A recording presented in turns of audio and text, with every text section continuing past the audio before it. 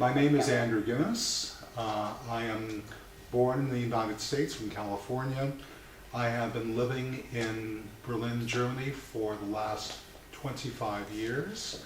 I have worked in the past as a businessman and also as a journalist, as a producer for TV and radio reports.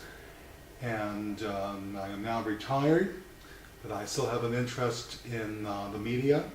I still produce reports from time to time, and I have had contact with Rivka for several years now, and I have been aware of the work she does here at Torun, and I was always very curious to come here. She always asked me to come here, and this was a time when I was not traveling to other parts of the world, and she had these cultural days here, and she asked if I could come, and so that's why I came here. And I have been here for 2 or 3 days now, and I've been listening to lectures and talking to Rivka, of course, about her experiences in being a teacher and organizing this program, and most important, talking to the students, to the young people here. And what's your opinion about our school, about the people here, and maybe about the city? Well, Torun is a very beautiful city. I was on a tour yesterday, and very impressed with the architecture, with the layout of the city, with the major churches that we went to visit. The town hall is very impressive because it goes back several hundred years, and we looked at the details and the ceiling, and I have an interest in architecture. My older son is studying architecture, so architecture is very important to me. And I was very lucky with the weather. It didn't rain yesterday, so I'm very thankful. And with the school here, you know, it's very funny to come to a school in Poland where everything is spoken in Hebrew. So it's very unusual. And understanding the school, knowing the school, I am very impressed with the methodology that Rivka uses and how well the students have been able to learn and to be able to speak Hebrew without any real difficulty. And we had a rabbi here 2 days ago, and he used the word remarkable. He said it was remarkable how well the students could understand the language. And we had, last night, we had an Israeli poet reading her poetry. And she was speaking with many of the people here in her fast Hebrew, because she's a native speaker and she's speaking very fast. And the students had no problem in understanding her. So that shows me how well they understand the language. So I am very impressed with Rivka as a teacher. I'm very impressed with the program.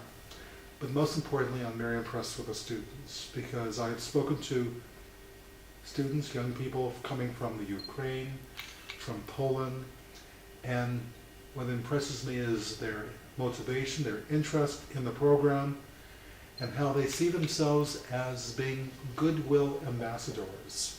That when they finish their education here, that they want to go out and do work in the Ukraine, in Poland, perhaps in other countries, but they want to be goodwill ambassadors about the Hebrew language and about Jewish culture.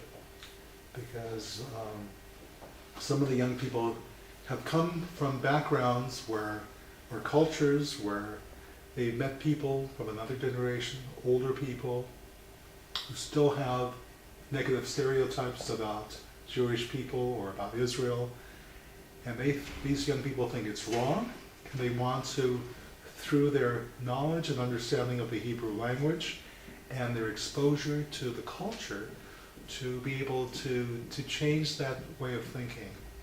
And what's most important, and that's why I'm here during these days of dialogue, for these young people to go out into the world, to talk to their fellow Ukrainian or Polish friends and acquaintances in other cultures, and just to try to work towards bridging gaps in understanding. For me, this is the most hopeful thing that I can experience. So my experience, the last days here, have been a very happy experience for me personally. And I am very grateful that I came here. Okay, you mentioned the dialogue between cultures. What's the most important about this dialogue for you? What's your attitude towards it? Well, the most important thing is to be able to, through dialogue, to increase understanding. Because it's so easy for people to misunderstand or to have misconceptions about things. And the only way to correct those misconceptions and the only way to increase understanding is by the exchange of ideas, to learn, one person learning from the other person and vice versa. And that's what dialogue is all about. And if there is conflict, for example, the only way to resolve conflict is through dialogue. And so if people have the patience, and if they have the willingness to engage in a dialogue, then mostly there's a positive result, a positive conclusion.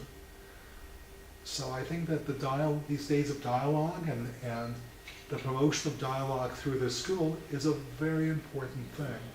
Because there's, as I said before, there is still so much misunderstanding in this world. Here in Poland, here in the Ukraine.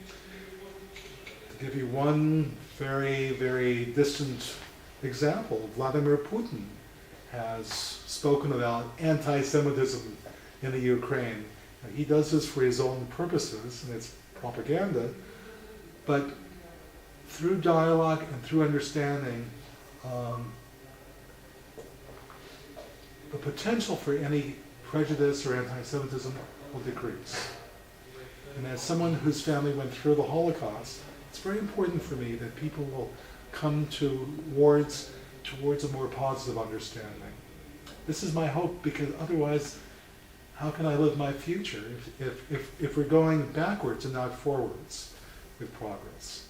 So this is very important for me, and I am very sure that this first visit to Turin will not be my last visit, and I will come here more often. I hope so. Thank you so much for the My conversation. pleasure.